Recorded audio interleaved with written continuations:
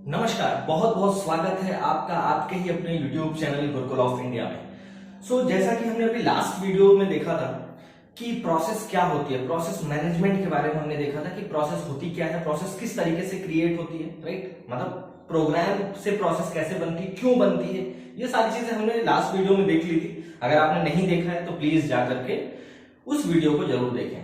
Okay, आज का जो टॉपिक है वो सच में एक बहुत इंपॉर्टेंट टॉपिक है with respect to your operating system.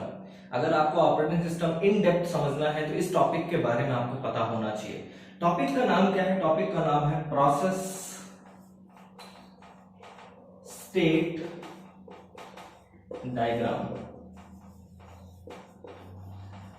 Process state diagram, right. क्या होता है बेसिकली? अभी अगर इसका थोड़ा सा दूसरे तरीके से देखा जाए तो मान लो कि मुझे कोई सब्जी खानी, मुझे खाना खाना है, करेक्ट। और उसमें सब्जियां भी होती हैं, बहुत सारी हम बनाते हैं, करेक्ट। तो क्या हम डायरेक्ट सब्जी खा लेते हैं बनी बनाई? नहीं, उसके लिए पूरा एक प्रोसेस होता है। क्या प्रोसेस होता है? पहले तो आप सब्जी मार्केट से खरीद के लेके आओगे, अगर आपके घर में है तो ठीक है, वरना खरीद के लेके आओगे। उसके बाद जब सब्जी लेके आ जाओगे फिर उसको धुलोगे, धुलने के बाद उसको फिर काटोगे, काटने के बाद उसको फिर कढ़ाई में डालोगे और उसके बाद उसमें पानी डाल के, जैसा भी आपको ग्रेवी बनाना है और सूखा बनाना है, जैसा भी बनाना है, उसमें पानी डालोगे, नमक डालोगे और फिर जो भी जितने मसाले होते हैं वो डालोगे। उसके बाद वेट करोगे, वेट करने के बाद जब वो बन जाएगी ना, अगर आप गरम खाते हो तुरंत खाना शुरू कर दोगे, अदरवाइज थोड़ा सा वेट करोगे। वेट करने के बाद जब वो थोड़ा सा ठंडा हो जाए, नॉर्मल स्टेट में आ जाए, तो उसके बाद आप उसको रोटी या किसी के साथ खाओगे। ये पूरा एक प्रोसेस होता है ना खाना खाने का। उसी तरीके से अगर बात की जाए कि कोई प्रोसेस किस तरीके से एग्जीक्यूट होता है, तो वो भी एक डिफरेंट स्टेट से होके गुजरता है कोई प्रोसेस, तब जाके वो एग्जीक्यूशन में आता है, राइट। तो वही हम आज उसी चीज को आज हम देखने जा रहे हैं, कहां पे? प्रोसेस स्टेट डायग्राम में। Okay, so process state diagram में बेसिकली हम वो चीज देखेंगे कि प्रोसेस जब भी एग्जीक्यूशन के लिए जाता है तो कौन कौन से स्टेट से होकर के जाता है, राइट। डायरेक्ट तो कोई प्रोसेस एग्जीक्यूट हो नहीं सकती। पहली बात तो प्रोसेस ऐसा कुछ होता ही नहीं है। आप लिखते प्रोग्राम, राइट, प्रोग्राम पहले प्रोसेस में कन्वर्ट होता है, देन वो प्रोसेस एग्जीक्यूशन में जाता है, राइट। तो वो डायरेक्ट तो प्रोसेस बनता नहीं है, पहले प्रोसेस क्रिएट होगा, उसके बाद फिर शेड्यूलिंग होगी उसकी, देन उसके बाद वो प्रोसेस एग्जीक्यूशन में जाएगा, करेक्ट। तो वही सारी चीजें आज हम आज के टॉपिक में पढ़ने जा रहे हैं। और ये टॉपिक, बिलीव मी, अगर आपने इसको सही से पढ़ लिया इस टॉपिक को, तो आपका ऑपरेटिंग सिस्टम, मैं कहता हूं 30% तो आपका कंफर्म हो गया कि आपको आती है, क्योंकि ये बहुत फाउंडेशन लेवल चीज है। अगर आपको ये नहीं आएगा, इट मींस आप कभी फील नहीं कर पाओगे वो इसके बारे में। ओके, सो स्टार्ट करते हैं प्रोसेस स्टेट डायग्राम। मैं चाहता तो पहले से बना के रख देता, लेकिन उससे फिर आप बना नहीं पाओगे खुद से, राइट। तो मैं आपके सामने ही इसको ड्रॉ करूंगा और एक एक चीज आपको बताऊंगा क्या होता है। ओके, तो सबसे पहले क्या होने वाला है? सबसे पहले प्रोसेस क्रिएट होगी, करेक्ट, क्योंकि प्रोसेस तो ऐसा होता नहीं है हमारे सिस्टम में। हमारे सिस्टम में प्रोग्राम होता है, तो प्रोग्राम से पहले प्रोसेस क्या होगी? क्रिएट होगी। तो उसके लिए जो स्टेट होती है वो होती है आपकी, सबसे पहले जो स्टेट होती है वो होती है न्यू, ठीक है। न्यू स्टेट होती है जिसका नाम होता है न्यू, राइट। और न्यू से, इसको मैं थोड़ा सा नीचे बना दूं, ओके, न्यू हो गया। न्यू से किस स्टेट में एक नेक्स्ट स्टेट होती है, इसका नाम होता है रेडी। ध्यान से देखना इस चीज को, न्यू स्टेट है और रेडी स्टेट है, राइट। तो सबसे पहले क्या होगा? प्रोसेस जो है क्रिएट होती है। जब प्रोसेस क्रिएट होगी तब जाके वो मेन मेमोरी में जाएगी, करेक्ट। तो ये जो रेडी स्टेट होती है ना, ये बेसिकली कहां पे होती है? ये होती है आपकी मेन मेमोरी में। कहां पे होती है? मेन मेमोरी में। न्यू क्या करता है? न्यू स्टेट में प्रोसेस बनना स्टार्ट होती है। किसी प्रोग्राम की प्रोसेस क्या होती है? क्रिएट होना स्टार्ट होती है। और जब प्रोसेस क्रिएट हो जाती है तो क्रिएटेड प्रोसेस कहां पे जाती है? रेडी स्टेट में जाती है, जो कि कहां पे होता है? मेन मेमोरी में। तो इसको हम लिख सकते हैं, इस एरो के पास लिख सकते हैं क्रिएटेड। क्रिएटेड का मतलब कि प्रोसेस यहां से क्रिएट होना स्टार्ट हुई, जब वो प्रोसेस बन चुकी है, कंप्लीट क्रिएट हो चुकी है, तो वो कहां चली गई? रेडी स्टेट में। गेटिंग माय पॉइंट और not? Okay, now after creating the process, after the creation of process, उसके बाद एक स्टेट और होती है जिसको हम बोलते हैं रन स्टेट, ठीक है। रन बेसिकली क्या होता है? यहां पे आपका सीपीयू होता है, सीपीयू वाले स्टेट को हम क्या बोलते हैं, रनिंग स्टेट। जब प्रोसेस यहाँ पे आएंगी रेडी स्टेट में, तो यहां से क्या होंगी, प्रोसेस शेड्यूल होंगी। किस चीज की शेड्यूलिंग होगी, कि कौन सा प्रोसेस इस रनिंग स्टेट पे जाएगा। रनिंग स्टेट मतलब वो स्टेट जहां पे सीपीयू है, जहां पे एग्जीक्यूशन होगा, राइट। तो ऑब्वियसली मान लो कि न्यू स्टेट में कई सारी प्रोसेस क्रिएट हो रही हैं, कई सारी प्रोसेस, जो भी प्रोसेस क्रिएट होती जा रही है वो कहां चली जाएगी, रेडी स्टेट में। तो रेडी स्टेट में एक बार में मोर देन वन प्रोसेस आ सकती है या फिर नहीं आ सकती, बिल्कुल आ सकती है। रेडी स्टेट में एक से ज्यादा प्रोसेस एक टाइम पे रह सकती हैं। क्यों रह सकती हैं, क्योंकि वो सारी प्रोसेस रेडी स्टेट में होंगी जो क्रिएट हो चुकी हैं, करेक्ट। न्यू स्टेट में भी प्रोसेस क्रिएट हो रही हैं, ठीक है। अभी यहां पे प्रोसेस क्रिएट खत्म नहीं हुआ है क्रिएशन उनका, वो क्रिएट हो रही है प्रोग्राम से। जब वो क्रिएट हो चुकी होंगी तो कहां चली जाएंगी, वो रेडी स्टेट में, ठीक है। तो रेडी स्टेट में एक से ज्यादा प्रोसेस आपकी रह सकती हैं।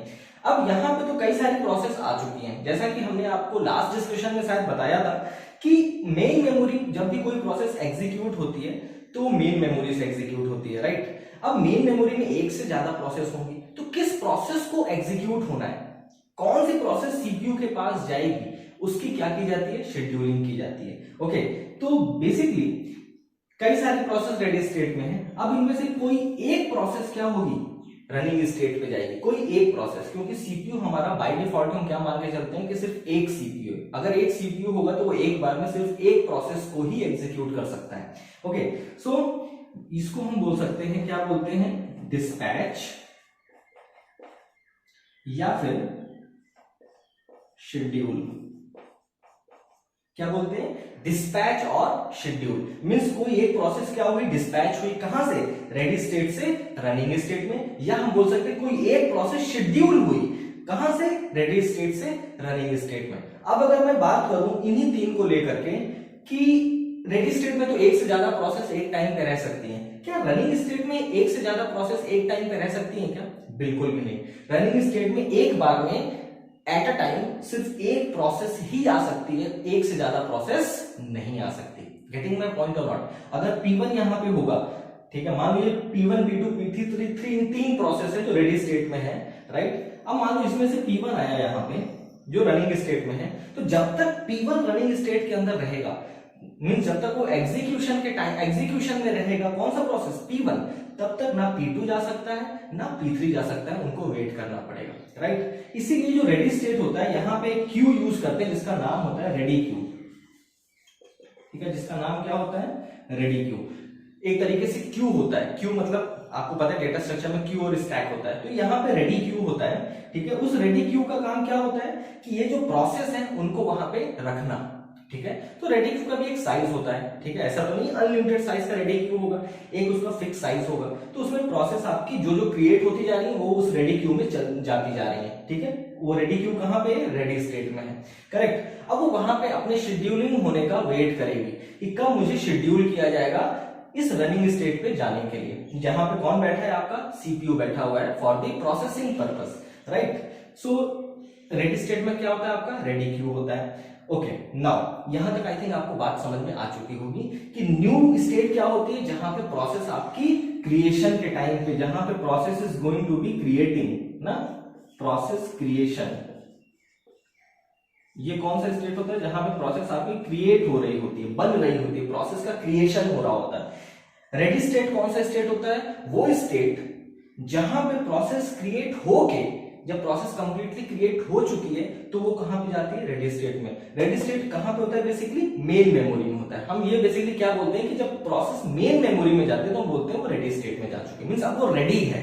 किस लिए रेडी है, एग्जीक्यूशन के लिए, इसलिए इसको नाम दिया गया रेडी स्टेट। ओके, ऐसा कोई स्टेट नहीं होती है आपके कंप्यूटर सिस्टम के अंदर, बट समझाने के लिए ऐसा बनाया गया है इसको। ओके, तो रेडी स्टेट में प्रोसेस चली गई, मींस प्रोसेस क्रिएट हो चुकी है, अब वो रेडी है एग्जीक्यूशन के लिए, इसलिए वो रेडी स्टेट में है। रेडी स्टेट में एक से ज्यादा प्रोसेस एट अ टाइम रह सकती हैं। ओके, यहां पे क्या होता है रेडी स्टेट में, कौन सा data structure, ready queue, correct, जिसका एक साइज होता है जिसमें प्रोसेस अपना वेट करती है शेड्यूल होने का। और जब भी कोई प्रोसेस शेड्यूल होती है तो वो कहां जाती है, रनिंग स्टेट में। उसको हम उस प्रोसेस को क्या बोलते हैं, उस प्रोसेस को या तो डिस्पैच बोलते हैं या फिर शेड्यूल बोलते हैं, करेक्ट। नाउ अब देखो हमने लास्ट टाइम एक चीज देखी थी, क्या देखी थी, मैं कुछ चीजें रब करता जाऊंगा बिकॉज बोर्ड थोड़ा सा स्मॉल है, ठीक है। कुछ कुछ चीजें रब करूंगा, आप कोई भी दिक्कत हो पीछे जाकर के बैकवर्ड में जाके आप देख लेना, राइट। अब देखो जैसा कि हमने लास्ट कुछ वीडियो में देखा था कि कोई प्रोसेस सीपीयू में तो गई, लेकिन कोई भी प्रोसेस सिर्फ सीपीयू टाइम को ही यूटिलाइज नहीं करती। कोई भी प्रोसेस अगर होती है ना तो अपने पूरे एग्जीक्यूशन साइकिल में वो 2 टाइम यूटिलाइज करती है। कौन कौन से? एक तो सीपीयू टाइम प्लस दूसरा आईओ टाइम। यस या नो? है ना? कोई भी प्रोसेस 2 टाइम में अपना पूरा कंप्लीट एग्जीक्यूशन करती है। एक होता है सीपीयू टाइम, दूसरा होता है आईओ टाइम। सीपीयू टाइम का तो मतलब आपको पता है कि जितना सीपीयू टाइम लेगा उस प्रोसेस को एग्जीक्यूट करने में, उसको हम बोलते हैं सीपीयू टाइम। आईओ टाइम का मतलब क्या होता है कि जब प्रोसेस कुछ आईओ एग्जीक्यूशन के लिए जाता है, मींस जब यूजर से कुछ इनपुट आउटपुट की बात कही जाती है तो उस टाइम को हम क्या बोलते हैं? आईओ टाइम बोलते हैं। तो ऑब्वियसली जब यहां पे कोई प्रोसेस सपोज P1 है, वो सीपीयू में अभी है, तो अभी वो कौन सा टाइम यूटिलाइज कर रहा है? CPU time. लेकिन कुछ समय बाद ऐसा भी आएगा कि जब वो आईओ के लिए जाएगा, ठीक है, तो उसको हम बोलते हैं, उस स्टेट को बोलते हैं वेट स्टेट। उस स्टेट को हम क्या बोलते हैं? Wait state. तो प्रोसेस P1 जो है अब जो है कहां जा चुका है? वेट स्टेट में जा चुका है। मींस अब जो प्रोसेस P1 है उसको कुछ यूजर से इनपुट आउटपुट की रिक्वायरमेंट होगी, तो वो कहां चला जाएगा? सीपीयू को छोड़ करके वेटिंग स्टेट पे पहुंच जाएगा। गेटिंग माय पॉइंट और नॉट? तो इसको हम बोलते हैं आईओ रिक्वेस्ट। इसको क्या बोलते हैं? IO request. ओके, तो P1 वेटिंग स्टेट पे आ गया, और जब उसका आईओ का एग्जीक्यूशन था, जब वो कंप्लीट हो जाएगा, ठीक है, तो डायरेक्ट सीपीयू के पास नहीं जाएगा कि वो वापस मुड़ के सीपीयू के पास चला गया, ठीक है। यहाँ पे कोई ऐसा अपने बाप का राज नहीं है कि सीपीयू के पास वापस चला जाए। तो वो वापस कहां जाएगा? वापस से वो जाएगा रेडी स्टेट में, ठीक है। कहां जाएगा वापस? रेडी स्टेट में, क्योंकि भाई रेडी स्टेट में बहुत सारी प्रोसेस है, राइट। P1 कौन सा बहुत इंपॉर्टेंट प्रोसेस है भाई? कौन सा वीआईपी मेंबर है कि वो वेटिंग स्टेट पे गया, उसके बाद फिर से वो रनिंग स्टेट पे चला जाए? बाकी सब बेवकूफ बैठे हैं क्या? नहीं। तो P1 जब सीपीयू को छोड़ेगा उसके बाद वो वेटिंग स्टेट पे आएगा, जो वेटिंग स्टेट से उसका कंप्लीट एग्जीक्यूशन हो जाएगा, जिसको आईओ एग्जीक्यूशन बोलते हैं, तो वापस वो सीपीयू के पास नहीं जाएगा, वापस रनिंग स्टेट में नहीं जाएगा, वापस कहां जाएगा? वो रेडी स्टेट में जाएगा। क्यों? क्योंकि अब वहां पे हो सकता है कि फिर से वो आ जाए तुरंत, लेकिन शेड्यूलिंग होगी फिर से यहां पे जाकर के उसको क्या करना पड़ेगा? शेड्यूलिंग में पार्टिसिपेट करना पड़ेगा, और यहां पे फिर से ओएस क्या करेगा? शेड्यूल करेगा इस P1 को भी और बाकी सारी प्रोसेस को भी, और फिर उसमें से ये देखा जाएगा कौन सा प्रोसेस नेक्स्ट है जो रनिंग स्टेट पे जाएगा, करेक्ट। तो फिर से वो कहां जाएगा? रेडी स्टेट में जाएगा। इसको हम बोलते हैं, अगर वो यहां से वेटिंग स्टेट से अपने आप को छोड़ता है तो इसको हम क्या बोलते हैं? IO completion. इसको क्या बोलते हैं? IO completion. आईओ कंप्लीशन का मतलब जब आईओ का रिक्वेस्ट, जो आईओ एग्जीक्यूशन जो कंप्लीट हो जाएगा, तो वो इस स्टेट को क्या कर देगा? छोड़ देगा। कहां चला जाएगा? रेडी स्टेट में चला जाएगा। इसीलिए इसको हम बोलते हैं आईओ कंप्लीशन। जब रनिंग स्टेट से वेटिंग स्टेट में आ रहा है, इट मींस आईओ रिक्वेस्ट आई है उसके पास, तो आईओ रिक्वेस्ट के थ्रू जो है वो कहां जाएगा? वेटिंग स्टेट पे जाएगा। गेटिंग माय पॉइंट और नॉट? ओके, नाउ यहां तक आई थिंक बात आपको समझ में आ चुकी होगी। ओके, नेक्स्ट है तो फिर से शेड्यूल होगा, राइट। तो अब इसमें एक और रनिंग स्टेट, कभी कभी क्या होता है ना कि कोई प्रोसेस गया सीपीयू के पास एग्जीक्यूशन के लिए, ठीक है, लेकिन वो भी वेटिंग स्टेट पे नहीं जा रहा है, ठीक है, अभी वो वेटिंग स्टेट पे नहीं जा रहा है। तब तक क्या होता है अचानक से कि कोई एक ऐसा प्रोसेस रेडी स्टेट में आ जाता है जिसकी प्रायोरिटी बहुत हाई है, बहुत हाई प्रायोरिटी प्रोसेस है, मींस उसको सबसे पहले एग्जीक्यूट होना है। फॉर एग्जाम्पल, जो आपके कंप्यूटर में जो टेम्परेचर सेंसर होता है वो एक हाई प्रायोरिटी प्रोसेस है। अगर वो एक बार भी इंटीमेट हुआ, ठीक है, तो जितनी प्रोसेस आपके सिस्टम में वो सारी स्टॉप हो जाएंगी, सबसे पहले वो एग्जीक्यूट होगी।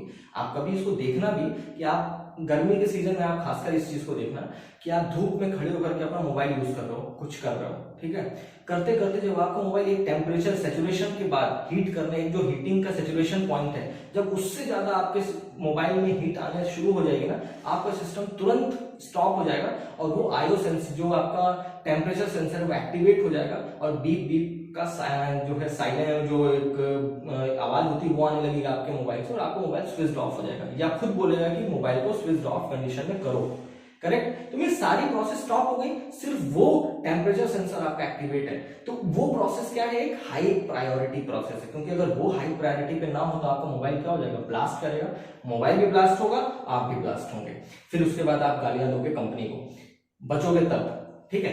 ओके, सो कब तो मान लो कि कोई प्रोसेस P1 है, वो रनिंग स्टेट पे आया, ध्यान से देखना, P1 चला गया, P1 अब यहां पे नहीं है, अब यहां पे कौन कौन है, P2 P3 है। सपोज ये जो प्रोसेस P2 है ये एक हाई प्रायोरिटी प्रोसेस है,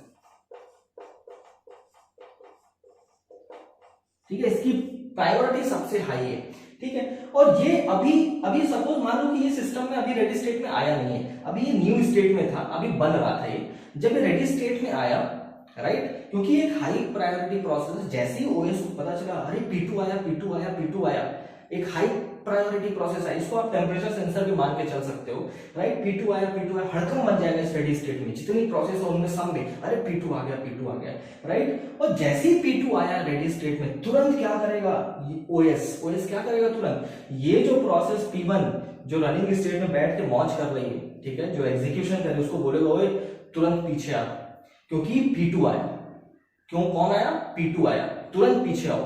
तो P1 को तुरंत क्या कर लेगा, वापस ले लेगा, ठीक है, तुरंत P1 को वापस ले लेगा। अब P1 की जगह यहां पे कौन डिस्पैच हो जाएगा, कौन शेड्यूल हो जाएगा जाकर के, P2। बात समझे या नहीं, राइट। तो इस चीज को हम बोलते हैं, ये कब होगा, जब हम प्रायोरिटी की बात करेंगे, कब होगा ये, जब हम किसकी बात करेंगे, प्रायोरिटी की, या फिर अभी हम लोग आगे शेड्यूलिंग में पढ़ेंगे, या फिर टाइम क्वांटम की बात करेंगे, या फिर किसकी बात करेंगे, टाइम क्वांटम की, ठीक है। या तो प्रायोरिटी की बात करें या फिर टाइम क्वांटम की बात करें, अगर ऐसा कुछ है तो वहां पे क्या होगा, आपकी जो प्रोसेस ऑलरेडी रनिंग स्टेट में है वो वहां से प्रिंट हो जाएगी, इसको प्रिंट होना बोलते हैं, राइट। तुरंत प्रिंट होकर वापस रेडी स्टेट में आ जाएगी, directly without going to the waiting state, वो डायरेक्टली रनिंग रेडी स्टेट में आ जाएगी, और जो हाई प्रायोरिटी प्रोसेस है वो कहां पहुंच जाएगी, रनिंग स्टेट में। तो इसको बोलते हैं प्रायोरिटी शेड्यूलिंग बोलते हैं, या फिर time quantum scheduling. Time quantum क्या होता है, प्रायोरिटी क्या होती है, ये हम लोग आगे जब शेड्यूलिंग एल्गोरिथम पढ़ेंगे वहां पे हम लोग बहुत डिटेल में सारी चीजें करेंगे, प्रैक्टिकली करेंगे। Okay, so this is okay, so एक इस तरीके का भी आपका बैक एरो यहाँ पे होता है, क्लियर। नाउ इसको मैं थोड़ा सा क्लीन कर दूं जिससे कि आपको समझ में आ जाए, राइट।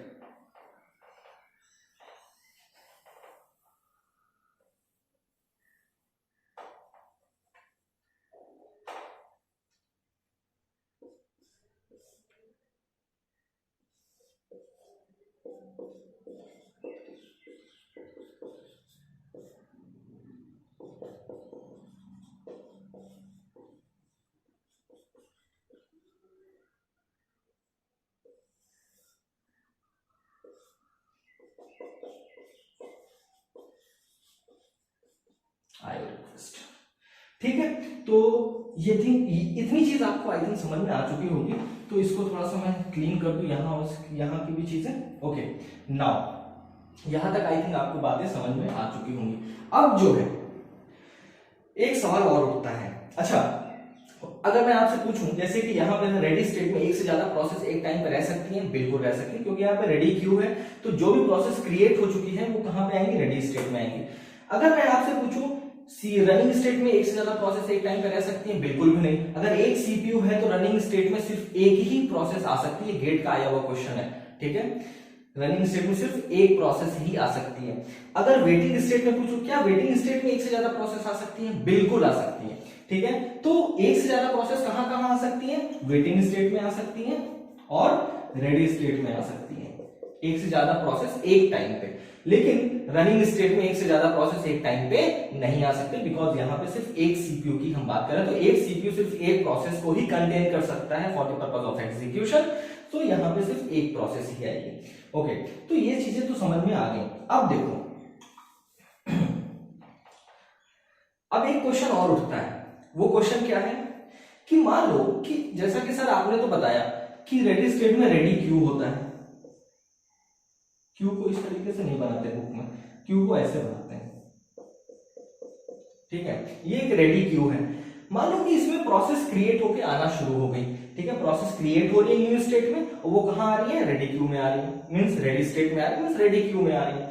तो मान लो एक, अब रेडी क्यू का साइज तो फिक्स है, राइट, एक लिमिटेड साइज का होगा, अनलिमिटेड साइज का रेडी क्यू तो होता नहीं है। तो एक टाइम तो ऐसा आएगा ना कि हो सकता है कि रेडी क्यू आपका कंप्लीटली फिल हो जाए, कंप्लीटली सारी प्रोसेस इसमें आ जाए, रेडी क्यू आपका पूरी प्रोसेस से भर जाए, अब उस पर नेक्स्ट कोई जगह ना हो, और फिर भी कोई प्रोसेस उसके बावजूद आए, राइट। तो मान लो कि इसके पास ये 6 प्लेसेस थी, 5 प्लेसेस थी, वो पांचों भर गई, स्टिल एक नई प्रोसेस क्रिएट होके आने की कोशिश कर रही है, कहां पे, रेडी स्टेट में। तब क्या होगा, है ना क्वेश्चन, तब क्या होगा। तो उस टाइम पे क्या होगा कि जो भी रेडी क्यू भरने के बाद, रेडी क्यू कंप्लीटली फिल होने के बाद, अब कोई नई प्रोसेस अगर क्रिएट होके आती है रेडी स्टेट में, तो वो प्रोसेस क्या हो जाएगी, सस्पेंड रेडी स्टेट में पहुंच जाएगी, राइट। सस्पेंड रेडी स्टेट का मतलब क्या हो गया कि रेडी स्टेट उसको लेने से मना कर देगा कि भाई अभी आप यहां पे नहीं आ सकते, आपको एक मेरा दूसरा घर है, आप वहां पे जाकर के वेट करो। तो एक और स्टेट की हम बात करते हैं जिसका नाम क्या होता है, सस्पेंड, एक बोर्ड बड़ा लेना पड़ेगा,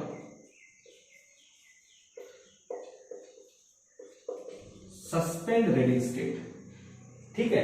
तो अगर रेडी क्यू आपका कंप्लीटली फिल हो जाता है तो एक स्टेट आएगी सस्पेंड रेडी स्टेट, जहां पे वो जो नया प्रोसेस है वो कहां चला जाएगा, इस सस्पेंड रेडी स्टेट में पहुंच जाएगा। इट मींस कि प्रोसेस आपका सस्पेंड हो गया है, अभी वो फिलहाल रेडी स्टेट में नहीं आ सकता, बिकॉज रेडी क्यू आपका कंप्लीटली फिल हो चुका है, ठीक है, उसमें कोई जगह नहीं बची है। तो इसको हम बोल सकते हैं सस्पेंड स्टेट। कब होगा, जब आपका कोई प्रोसेस सस्पेंड होगा, क्लियर।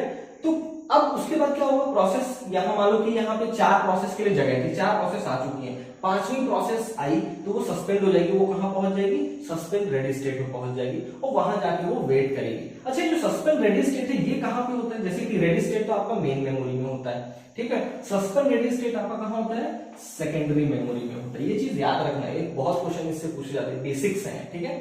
सस्पेंड रेडी स्टेट कहां पे होता है आपका, सेकेंडरी मेमोरी में होता है, करेक्ट। तो सस्पेंड हो गया, सस्पेंड होने का मतलब ये तो होता है जैसे आप किसी नौकरी सस्पेंड होते हैं तो टर्मिनेट तो हो नहीं रहे, सस्पेंड हो रहा है ना, कुछ समय बाद फिर से आप उसी नौकरी में आ जाएंगे। तो जैसे ही रेडी क्यू आपका फ्री होगा, ठीक है, जैसे ही रेडी क्यू आपका फ्री होगा तो जितनी भी सस्पेंडेड प्रोसेस है उसके अकॉर्डिंगली कहां आ जाएंगी, वापस से रेडी क्यू में आ जाएंगी। मींस इसको हम बोल सकते हैं रिज्यूम, जैसे ही होगा ये प्रोसेस, जैसे रेडी क्यू आपका दोबारा से रिज्यूम होगा, ठीक है, उसके पास जगह हो जाएगी, तो यहां से प्रोसेस रिज्यूम होंगे, वापस से कहां आ जाएंगी, रेडी क्यू में आ जाएंगी, रेडी स्टेट में आ जाएंगी, करेक्ट। तो सस्पेंड रेडी स्टेट कब यूज करते हैं, कब होता है, जब रेडी स्टेट आपका कंप्लीटली फिल हो जाता है, जब उसका रेडी क्यू कंप्लीटली फिल हो जाता है, उसके बाद भी अगर कोई नई प्रोसेस क्रिएट होके आती है रेडी स्टेट में, तो उसको रेडी स्टेट अपने पास रख नहीं सकता, बिकॉज उसके पास जगह नहीं है। तो उस प्रोसेस को सस्पेंड करके कहां भेज देता है, सस्पेंड रेडी स्टेट में भेज देता है, जो कहां पे होता है, बेसिकली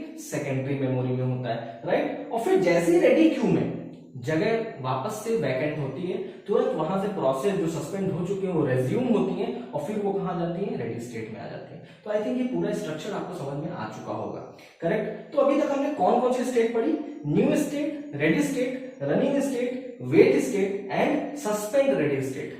अब एक स्टेट और है, कौन सी हो सकती है, हाँ जी सही बात, वेट स्टेट।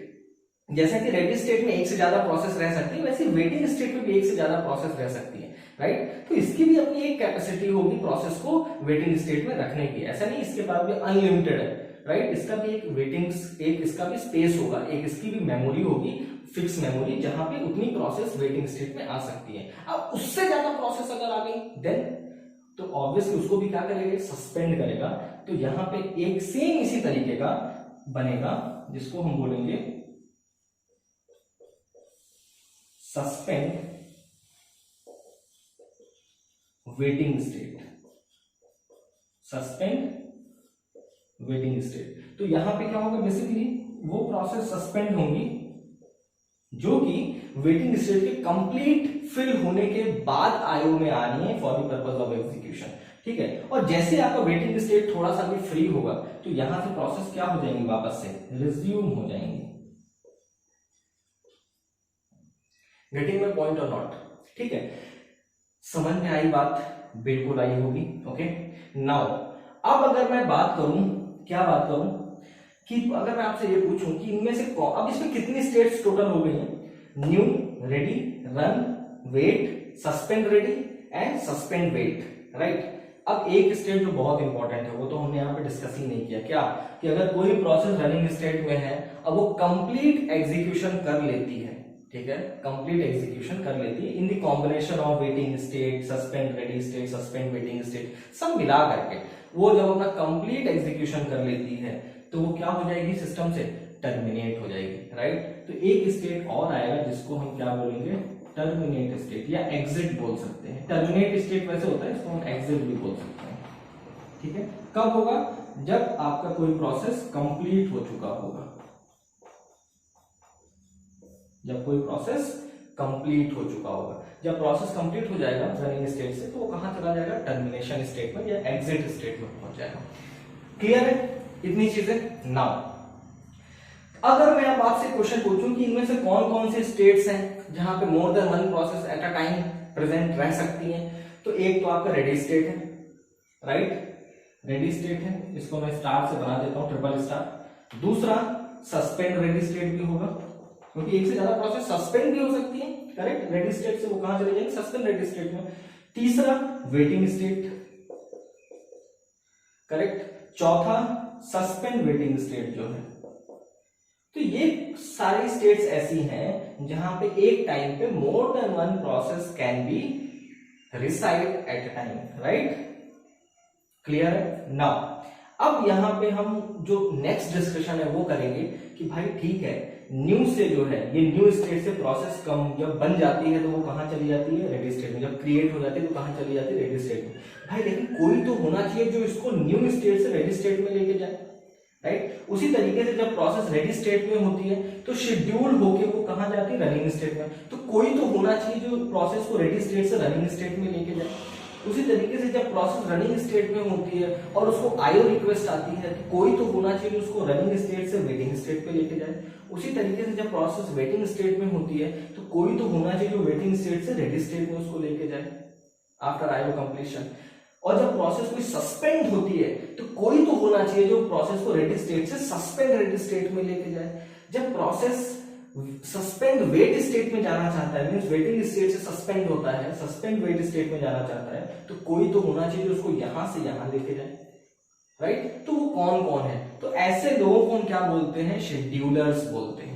ऐसे लोग क्या बोलते हैं? हम शेड्यूलर्स बोलते हैं। ओके, तो अब यहाँ पे हम शेड्यूलिंग की बात करें, शेड्यूलर्स की बात करें, कौन कौन से शेड्यूलर्स होते हैं, ठीक है, जो इन चीजों को अंजाम देते हैं। ओके, नाउ अब शेड्यूलर्स के लिए हम यहाँ पे क्या करने वाले हैं, थोड़ा सा इसको रब करके, ये सारी चीजें तो आप ऑलरेडी देख लिए हो, वीडियो पीछे करके आप वापस से देख सकते हो। अब मैं इसको थोड़ा सा रब करके फिर दोबारा से सारी स्टेट्स बनाता हूँ और फिर उसमें शेड्यूलर्स आपको बताता हूँ। ओके,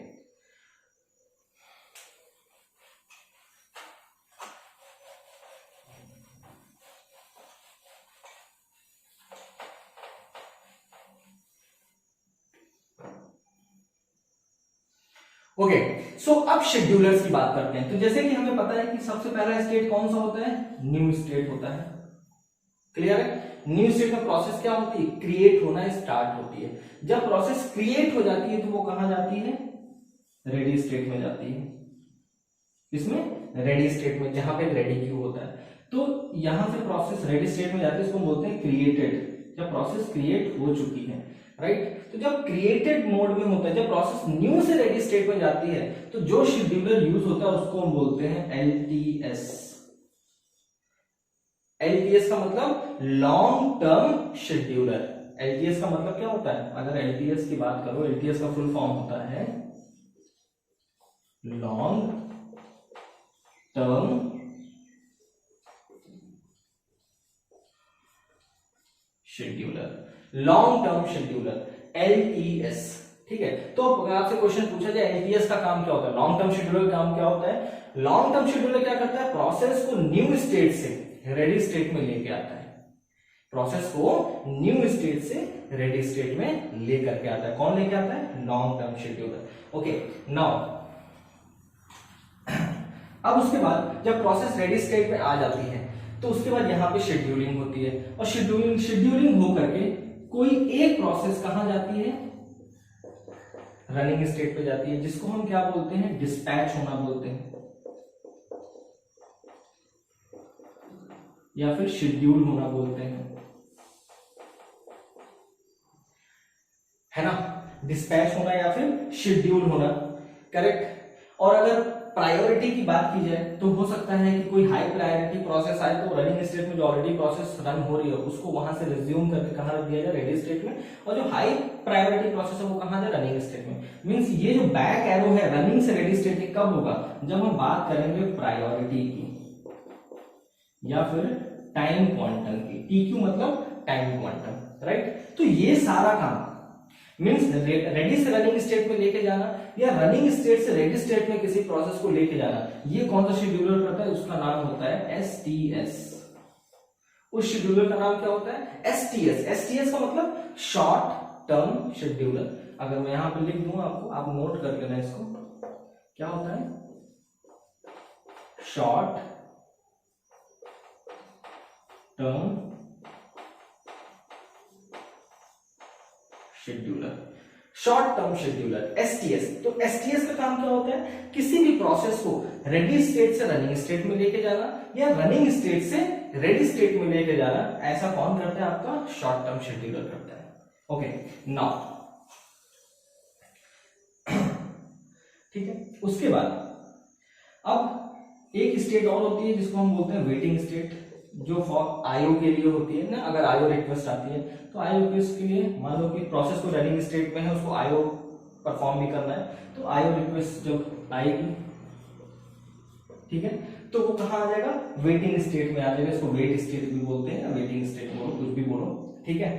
नाउ क्लियर है, वेटिंग स्टेट में है। अब जब वेटिंग स्टेट से जब वो आईओ का कंप्लीशन, जब आईओ अपना IO time exit completely utilize कर लिया, फुलफिल कर लिया, सारा आईओ एग्जीक्यूशन को परफॉर्म कर लिया, उसके बाद वो कहां जाएगा, वापस से रेडी स्टेट में जाएगा, राइट, वापस से रेडी स्टेट में जाएगा। कब जाएगा, जब आईओ का कंप्लीशन हो जाएगा, करेक्ट, जब आईओ कंप्लीशन हो जाएगा तब वो कहां चला जाएगा, रेडी स्टेट में वापस चला जाएगा।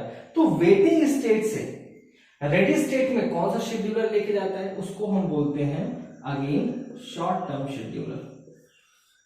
तो शॉर्ट टर्म शेड्यूलर का काम दो होता है, एक तो रेडी स्टेट से रनिंग स्टेट में प्रोसेस को लेके जाना, या रनिंग स्टेट से रेडी स्टेट में प्रोसेस को लेके जाना, या फिर वेटिंग स्टेट से रेडी स्टेट में प्रोसेस को लेके जाना। कौन करता है, शॉर्ट टर्म शेड्यूलर करता है।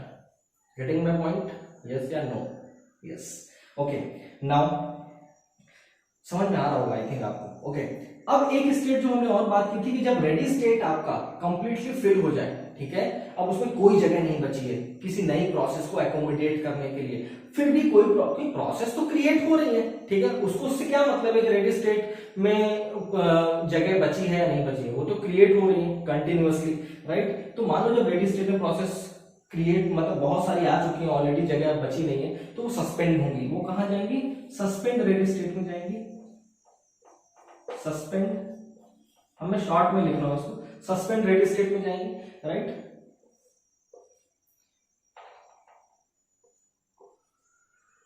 इसको हम बोल सकते हैं क्या, इसको हम क्या बोल सकते हैं, सस्पेंड हो गई प्रोसेस, तो वो कहां चलेगी, सस्पेंड रेडी स्टेट में पहुंच गई, और फिर रिज्यूम भी होगी आने वाले टाइम पे, जब रेडी स्टेट में जगह बची होगी तो रिज्यूम भी होंगी, राइट। तो ये सस्पेंड होना फिर वहां से रिज्यूम होना, तो भाई प्रोसेस जा तो रही है ना रेडी से सस्पेंड रेडी स्टेट में, या सस्पेंड रेडी स्टेट से रेडी स्टेट में। ये कौन सा शेड्यूलर काम करता है, इसमें जो शेड्यूलर काम करता है उसका नाम होता है एमटीएस। कौन होता है, MTS means medium term scheduler, ठीक है, medium term scheduler, MTS. Getting my point और नॉट, मीडियम टर्म शेड्यूलर। तो सस्पेंड रेडी स्टेट से रेडी स्टेट में लेके आना प्रोसेस को, या फिर रेडी स्टेट से सस्पेंड रेडी स्टेट में लेके जाना प्रोसेस को, उसमें कौन यूज होता है आपका, मिड टर्म शेड्यूलर या medium term scheduler. Okay, same उसी तरीके से सस्पेंड वेट स्टेट में प्रोसेस को लेके जाना, या फिर सस्पेंड वेट स्टेट से वेट स्टेट में प्रोसेस को लेके जाना, इसमें भी कौन यूज होता है आपका, मिड टर्म शेड्यूलर, एमटीएस। ठीक है, तो मिड टर्म शेड्यूलर दो जगह यूज होता है, एक जगह दोनों ही आपके सस्पेंशन में ही यूज होता है। ठीक है, आप याद करने का तरीका है, दोनों ही कहां पे यूज होगा, सस्पेंशन में। एक तो वेट स्टेट से सस्पेंड होकर प्रोसेस सस्पेंड वेट स्टेट में जा रहा है, तब भी मिड टर्म शेड्यूलर यूज होगा। दूसरा, जब रेडी स्टेट से प्रोसेस सस्पेंड होकर सस्पेंड रेडी स्टेट में जाएगा, तब भी आपका क्या यूज होगा, मिड टर्म शेड्यूलर यूज होगा। तो मिड टर्म शेड्यूलर आपका दो जगह यूज होता है, सस्पेंड वाले पोर्शन पे, और जो आपका लॉन्ग टर्म शेड्यूलर है, इसका काम क्या होता है, न्यू स्टेट से प्रोसेस को कहां पे लेके जाना, रेडी स्टेट में लेके जाना। कौन करता है, लॉन्ग टर्म शेड्यूलर। और जो शॉर्ट टर्म शेड्यूलर है, ये दो जगह काम करता है, एक तो आपका रेडी स्टेट से रनिंग स्टेट और रनिंग स्टेट से रेडी स्टेट में प्रोसेस को लेके जाना, दूसरा वेटिंग स्टेट से रेडी स्टेट में प्रोसेस को लेके जाना। ये कौन करता है, आपका शॉर्ट टर्म शेड्यूलर करता है। आई थिंक आपको ये चीज पता चल गई होगी, इससे गेट में बहुत सारे क्वेश्चंस आए। ठीक है, आप अगर गेट के प्रीवियस ईयर से क्वेश्चन उठाओगे तो आपको पता चलेगा, इसी से बहुत सारे क्वेश्चन आगे जो मैंने अभी आपको बताया। गेटिंग माई पॉइंट और नॉट? ओके, नाउ अब एक कॉन्सेप्ट और आता है, ठीक है, जिसका नाम है degree of multi programming. Degree of multi programming. अच्छा, डिग्री ऑफ मल्टी प्रोग्रामिंग होता क्या है? मल्टी प्रोग्रामिंग का मतलब क्या होता है, जब मल्टीपल प्रोग्राम आपके शेड्यूल हो रहे हो या एग्जीक्यूट हो रहे हो तो उसको बोलते हैं मल्टी प्रोग्रामिंग, राइट। तो डिग्री ऑफ मल्टी प्रोग्रामिंग मतलब कितने प्रोग्राम आपके शेड्यूल हो रहे हैं एट अ टाइम, राइट, उसको बोलते हैं डिग्री ऑफ मल्टी प्रोग्रामिंग। तो अगर हम डिग्री ऑफ मल्टी प्रोग्रामिंग की बात करें तो वो किस जगह से, अब अच्छा, रनिंग स्टेट से एक और स्टेट जो आपको होता है एग्जिट स्टेट। ठीक है, तो इसके लिए ज्यादा कोई हम बात इसमें नहीं करते। कोई एग्जिट स्टेट का मतलब क्या होता है, कोई ऐसा कोई स्टेट नहीं होती है, जब प्रोसेस आपका कंप्लीट एग्जीक्यूशन कर लेता है तो एग्जिट स्टेट में पहुंच जाता है या फिर कंप्लीशन स्टेट में पहुंच जाता है। करेक्ट। नाउ हम डिग्री ऑफ मल्टी प्रोग्रामिंग की बात करें। डिग्री ऑफ मल्टी प्रोग्रामिंग का मतलब, अगर प्रोसेस स्टेट डायग्राम के थ्रू हम समझना चाहते हैं, ध्यान से समझ लेना। ठीक है, डिग्री ऑफ मल्टी प्रोग्रामिंग का मतलब क्या होता है, जितने ज्यादा प्रोसेस एक टाइम पे रेडी स्टेट में आएंगे, ठीक है, जितने ज्यादा प्रोसेस एक टाइम पे रेडी स्टेट में होंगे, वो उसका क्या होगा, डिग्री ऑफ मल्टी प्रोग्रामिंग होगा। गेटिंग माय पॉइंट और नॉट? मान लो कि एक सिस्टम ऐसा है जहां पे रेडी स्टेट में एक पर यूनिट टाइम सिर्फ एक प्रोसेस है, और एक सिस्टम ऐसा है जहां पे रेडी स्टेट में पर यूनिट टाइम मींस एक टाइम पे 10 प्रोसेस है। तो डिग्री ऑफ मल्टी प्रोग्रामिंग किसकी अच्छी होगी, सिस्टम 2 की, जहां पे एक टाइम पे 10 प्रोसेस जा रही है। तो degree of multi programming high होनी चाहिए सिस्टम की, राइट। उसी तरह फिर जो इफिशिएंसी सिस्टम की होती है वो इंक्रीज करती है डिग्री ऑफ मल्टी प्रोग्रामिंग पे, राइट। तो रेडी स्टेट में एक बार में जितनी प्रोसेस आपकी शेड्यूल होने के लिए आ रही है, वो सिस्टम का क्या होगा, डिग्री ऑफ मल्टी प्रोग्रामिंग होगा, राइट। लेकिन अब यहाँ पे एक क्लाइमेक्स आता है। क्या क्लाइमेक्स है कि चलो हम ये बात तो करते हैं डिग्री ऑफ मल्टी प्रोग्रामिंग की, कि रेडी स्टेट में एक बार में जितनी प्रोसेस होंगी वो सिस्टम का डिग्री ऑफ मल्टी प्रोग्रामिंग होगा। लेकिन एक टाइम ऐसा भी आएगा, कौन सा, जब रेडी स्टेट आपका कंप्लीटली फुल हो चुका होगा, डिग्री ऑफ मल्टी प्रोग्रामिंग अपने पीक पे होगी उस समय, राइट। अब उसके बाद जब कोई नेक्स्ट नई प्रोसेस आएगी, तब क्या होगा, रेडी स्टेट क्या करेगा, उसको सस्पेंड करना स्टार्ट करेगा। जितनी भी उसके बाद नई प्रोसेस आना स्टार्ट होगी, उनको क्या करेगा, वो सस्पेंड करना स्टार्ट करेगा। वो कहां चली जाएंगी, सस्पेंड रेडी स्टेट में चली जाएंगी, राइट।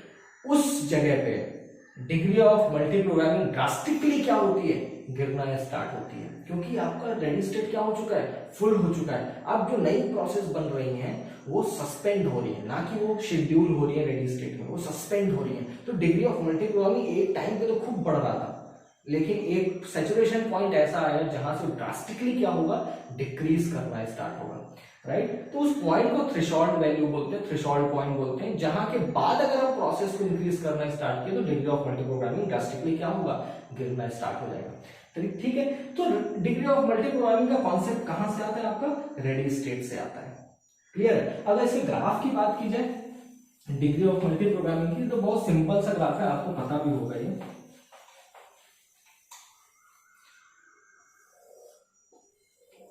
ठीक है, ये आपका हो गया x और ये हो गया आपका y। यहां पे हम बेसिकली क्या बात करने जा रहे हैं, degree of multi programming. y axis में क्या होगा, डिग्री ऑफ मल्टी प्रोग्रामिंग, और जो x एक्सिस है यहां पे हम प्रोसेस लेंगे। ठीक है, नंबर ऑफ प्रोसेसेस, ठीक है। तो जैसे जैसे अब यहाँ पे ये 0 है, ठीक है, जैसे जैसे प्रोसेस हम इंक्रीज करते जाएंगे कहां पे, जैसे जैसे प्रोसेस इंक्रीज होती जाएंगी कहां पे, रेडी स्टेट में, तो डिग्री ऑफ मल्टीप्रोग्रामिंग बढ़ना स्टार्ट होगा,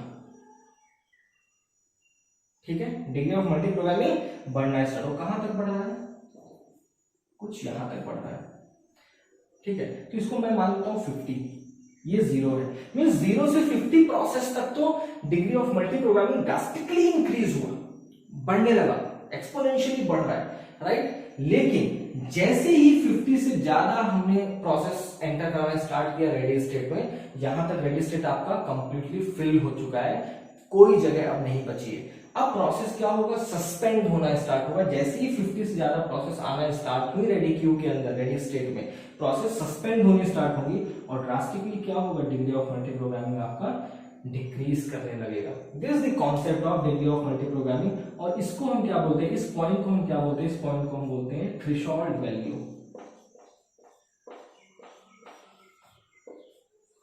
या थ्रेशोल्ड पॉइंट, थ्रेशोल्ड वैल्यू और थ्रेशोल्ड पॉइंट। तो कहने का मतलब ये है कि कोई भी चीज जब हद से ज्यादा होना शुरू हो जाती है ना, तो वही उसकी क्या हो जाती है, ड्रॉबैक हो जाती है। तो बहुत अच्छा कॉन्सेप्ट है कि हम प्रोसेस को, जितने प्रोसेस रेडी स्टेट में जाएंगे उतना सिस्टम के लिए अच्छा है, राइट। क्योंकि डिग्री ऑफ मल्टीप्रोग्रामिंग उतनी ज्यादा इंक्रीज होगी, सिस्टम की एफिशिएंसी उतनी ज्यादा बढ़ेगी, प्रोसेस जो प्रोसेस है उसका आइडल टाइम उतना कम होगा। बट एक टाइम ऐसा आएगा जब रेडी स्टेट आपका कंप्लीटली फुल हो चुका होगा, पैक हो चुका होगा, राइट। उसके बाद अगर कोई नई प्रोसेस क्रिएट होकर आती है रेडी स्टेट में, तो वो सस्पेंड होना स्टार्ट होगी और ड्रास्टिकली डिग्री ऑफ मल्टीप्रोग्रामिंग क्या होगा, डिक्रीज करेगा।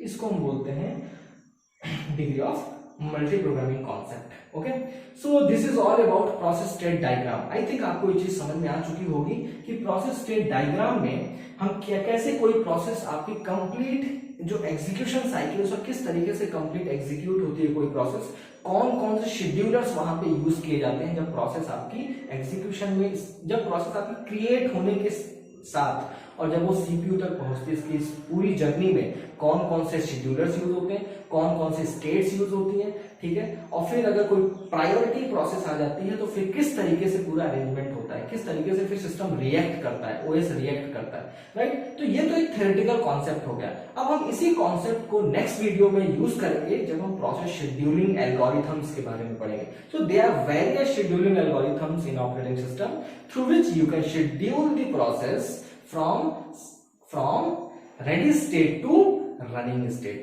ठीक है। अब बहुत सारे एल्गोरिथम हम यूज करने जा रहे हैं जिसमें हम क्या करेंगे, प्रोसेस जो रेडी स्टेट में आ चुकी है इनको शेड्यूल करेंगे वहां पे, और किस प्रोसेस को रेडी स्टेट से रनिंग स्टेट पे जाना है उस प्रोसेस को वहां पे उस एल्गोरिथम के थ्रू लेके जाएंगे। तो डिसाइडेबल फैक्टर होगा बेसिकली एल्गोरिथम कि किस प्रोसेस को लेके जाना है, बिकॉज मल्टीपल प्रोसेस है, राइट। तो एक रूल होना चाहिए जिस रूल के अंतर्गत हम उन मल्टीपल प्रोसेस में से किसी एक प्रोसेस को वहां से रनिंग स्टेट में भेजें। ऐसा रैंडम भेज देंगे तो हो सकता है कि वो चीज सिस्टम को इफिशिएंट ना बनाए, राइट। हो सकता है दूसरी प्रोसेस नाराज हो जाए, तो कोई नाराज ना हो, हम ये बोल दे कि भाई देखिए हमारा यही रूल है, हम इसी रूल पे चलते हैं, आपका नंबर इसके बाद आएगा, ठीक है, जिससे कोई भी नाराज ना हो। तो नेक्स्ट वीडियो में हम लोग देखेंगे कि कौन कौन से शेड्यूलिंग एल्गोरिथम्स होती है, फिर वन बाय वन हर एक शेड्यूलिंग एल्गोरिथम को इन डेप्थ हम लोग डिस्कस करेंगे। तब तक के लिए टेक केयर। और अगर हाँ, एक और चीज, अगर आपको वीडियो पसंद आई है तो प्लीज वीडियो को लाइक करें, शेयर करें और चैनल को जरूर सब्सक्राइब करें, और जो बेल आइकन आएगा उसको दबा देना, ठीक है, जिससे कि जब भी कोई नई वीडियो आए तो आपको सबसे पहले नोटिफिकेशन मिले। तब तक के लिए take care and have a good day. जय हिंद।